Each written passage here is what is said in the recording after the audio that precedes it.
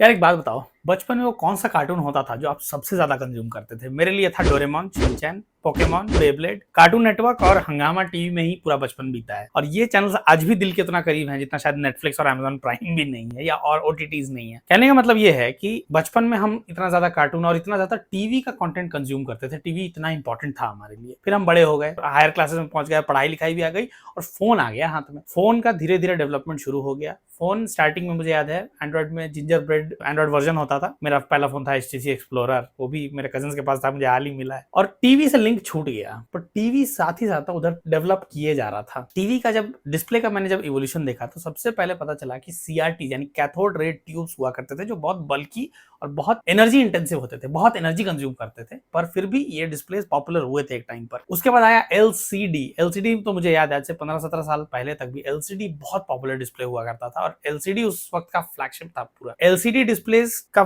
फायदा यह था कि इनका जो शेप और साइज था और फॉर्म फैक्टर था वो काफी एफिशिएंट था देन CRTs, और ये उतने एनर्जी इंटेंसिव भी नहीं थे। तो ये बहुत लंबे समय तक बहुत अच्छी डिवाइस के तौर पर और अच्छे डिस्प्लेस के तौर पर साबित हुए। पर इनका problem over period of time देखा गया। LCD डिस्प्ले में क्या होता है कि बैक पैनल जो है ना पूरा, वो अपने आप में लाइट अप होता है और जो डिस्प्ले है वो बनता है। पर उससे क्या हुआ, मान लो जैसे ब्लैक है किसी जगह पे ना, तो वहां पे भी ब्लैक उतना एक्यूरेटली नहीं दिख पाता था, जिसकी वजह से जो व्यूइंग एक्सपीरियंस है वो उस लेवल पे नहीं हो पाता था। और जो कलर्स हैं वो भी उतना एक्यूरेटली अपने को डिपिक्ट नहीं कर पाते थे, क्योंकि पीछे से एक पैनल है जो कंप्लीटली जो कंटिन्यूअसली पूरे जगह को लाइट अप कर रहा है। जिससे आया LED, लाइट एमिटिंग डायोड जो टेक्नोलॉजी है, और अब आ चुका है OLED basically, organic light emitting diode, जिसमें इंडिविजुअल पिक्सल्स, अब जैसे मान लो ये 4K टीवी ही है, 4K यानी कि 3840 पिक्सल्स इधर और 2160 इधर। तो 3840 इंटू 2160 जब आप करते हो तो इट रफली comes out to 8.3 million pixels, यानी 83 लाख पिक्सल्स हैं इसमें। और हर एक पिक्सल इंडिविजुअली खुद को लाइट अप कर सकता है, जिसके वजह से जहां ब्लैक है वो प्रॉपरली ब्लैक लग रहा है, और जहां पे कोई कलर्स हैं वो और ज्यादा अपने आप को एमिट कर पा रहे हैं। तो जो व्यूअर है उसका जो व्यूइंग एक्सपीरियंस है वो उतना ही ज्यादा इनहेंस हो जा रहा है इसके वजह से। OLED वही डिस्प्ले है जो इस डिवाइस में है, जो कि आईफोन का डिस्प्ले है। नाउ जस्ट इमेजिन, आईफोन का जो डिस्प्ले है वो इस स्क्रीन साइज पे, ये 55 इंच का डिस्प्ले है और ये डायगोनली कैलकुलेट किया जाता है।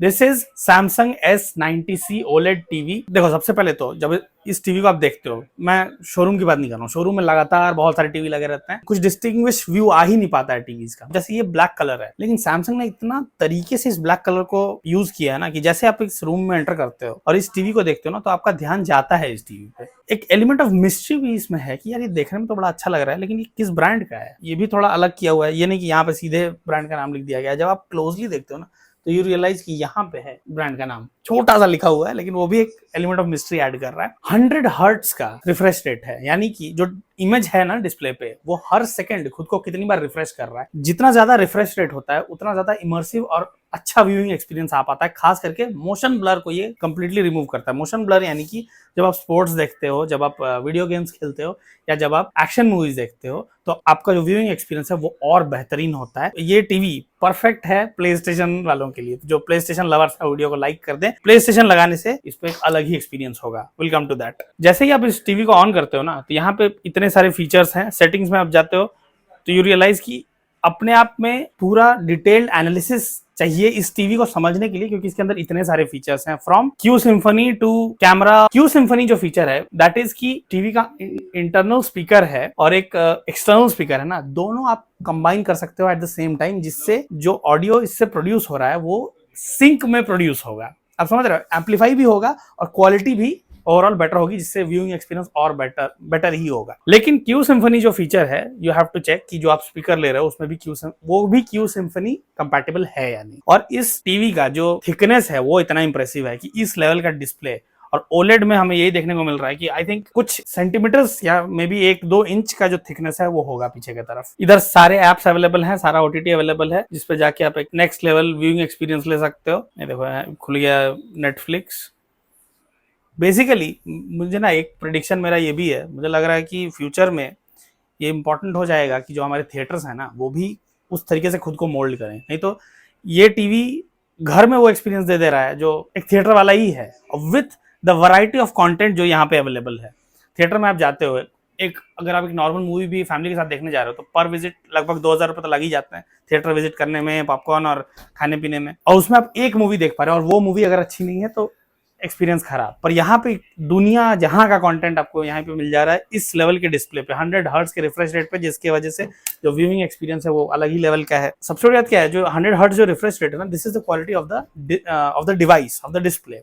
फ्रेम रेट जो हम एफपीएस में कैलकुलेट करते हैं वो कैलकुलेट होता है, वो फीचर होता है कंटेंट का। कंटेंट के उस फीचर के वजह से आप जैसे ये सब जो मूवीज हैं, स्पाइडरमैन हो गया या क्रिस्टोफर नोलन की जो मूवीज हो गई, ये तो एक तो आईमैक्स कैमरास पे शूट होती हैं, तो इस लेवल का ये प्रोडक्शन है कि यहाँ पे जो आपको एक्सपीरियंस इन मूवीज का मिलेगा that is just next level. अच्छा, जब हम छोटे थे, जब टीवी एक एक्सक्लूसिव डिवाइस था ना, तब बहुत इंपॉर्टेंट होता था, मतलब हमारे लिए टीवी इंपॉर्टेंट तो होता ही था, पर एक्सक्लूसिव डिवाइस होने की वजह से सिर्फ टीवी का ही एक्सपीरियंस लिया जाता था, जिसकी वजह से उस वक्त का जो रिमोट होता था ना वो बहुत बल्कि और बहुत बड़ा होता था। मुझे आज भी याद है 50 से 60 के आसपास कुछ बटन्स होते थे, मतलब जगह ही नहीं छोड़ी हुई होती थी रिमोट में, क्योंकि टीवी के अंदर लिमिटेड फीचर्स हैं, आपको जो करना है आप रिमोट के थ्रू कर सकते हो। पर अब ऐसा नहीं है।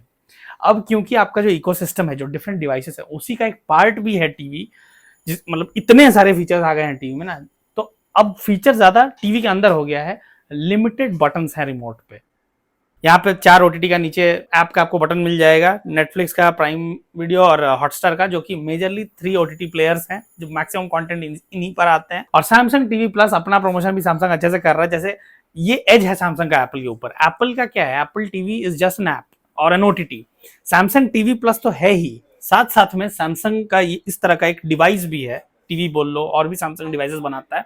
ये बहुत बड़ा एज है सैमसंग का, जिससे सैमसंग टैप इन कर सकता है उन मार्केट्स में, जैसे अमेरिका, यूएस और यूरोपियन मार्केट को छोड़ के जो मार्केट्स है ना, जहां पे लोगों की इनकम बढ़ रही है, जो मार्केट्स फ्लरिश कर रहे हैं, वहां पे सैमसंग बहुत अच्छा टैप इन कर सकता है, क्योंकि सैमसंग के जो प्रोडक्ट्स हैं वो बहुत रेंज में आते हैं। इसके अंदर जो वॉल्यूम का भी कंट्रोलर है ना, वो basically it's not a button कि आपको अप डाउन बटन से नहीं करना है, 3 इडियट्स की याद आ रही है, रोलर टाइप का, आपको बस ऊपर इसको प्रेस करना है तो वॉल्यूम बढ़ेगा और इसको नीचे करना है तो वॉल्यूम घटेगा। फर्दर जो स्पेसिफिकेशंस हैं इसके, मैंने एक जगह लिख लिए थे। जो टीवी फीचर्स है इसमें टाइजन ओएस है, ऑपरेटिंग सिस्टम जो है that is Tizen, 2 GB RAM है, 8 GB स्टोरेज है, neural quantum processor 4K graphics processor है, Netflix, Prime Video, Sony LIV, Hotstar, Z5, YouTube, ये सारे ओटीटीज है। 40 वाट का साउंड आउटपुट है। इनबिल्ट फीचर्स जो साउंड ऑडियो आउटपुट में है वो है stereo sound, speaker, Dolby Atmos और stereo surround.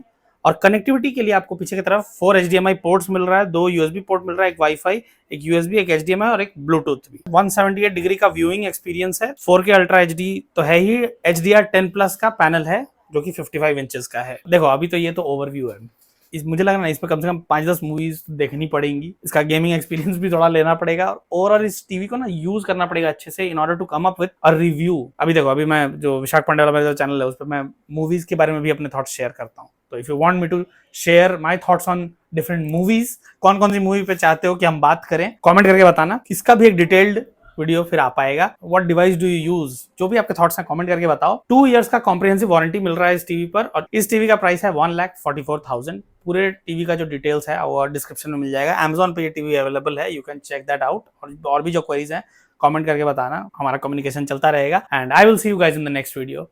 Thank you so much for watching.